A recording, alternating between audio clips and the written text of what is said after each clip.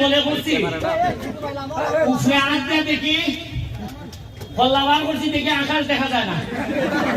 তখন আমি বুঝছি যে আমার উপরে স্পিড বোর্ড আছে বিশ্বাস করেন তখনও আমার টেনশন যে আমি ছাড়া আর কেউ আছে আমার মনে হইছে